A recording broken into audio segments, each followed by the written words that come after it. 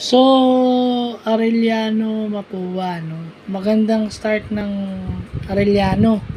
Pero, doon mo makikita na yung mga teams that are on the top of the standings o yung mga teams with good individual players mesh into a unit, hindi natataranta. Nakakabalik sila and eventually alam nilang mag-alaga ng lamang kasi eventually babalik, lalaban yung kalaban mo kasi yung Arellano wala nang pressure yan tanggal na sila dun sa final four picture, so manggugulo na lang yan at yun yung mahirap talunin yung nating tulos mentality. So nung ginawa ng Mapua nung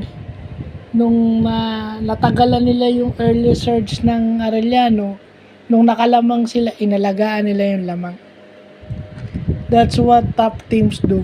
Mag-alaga ng lamang at tagalan yung early barrage nung kalaban nila na may nating tulos mentality. So, yun na yun. It's not about X's and O's anymore. It's that yung na lang yung mindset na lang nung top teams na yun. If you wanna go for the championship, dapat marunong kang mag-alaga ng lamang. Hindi pwedeng hindi.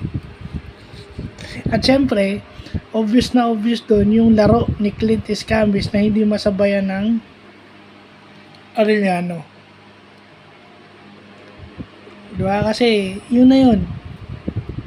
Kailangan level-headed ka na. Although mahirap yung level-headed ka kasi parang wala kang emosyon kasi pag nanalo ka, high ka. Hindi ka dapat maging high o yung sobrang saya.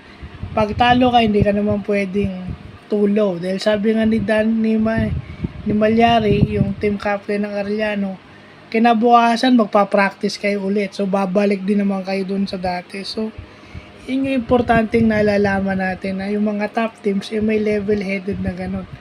Kasi, hindi natatapos yung NCAA sa isang laro.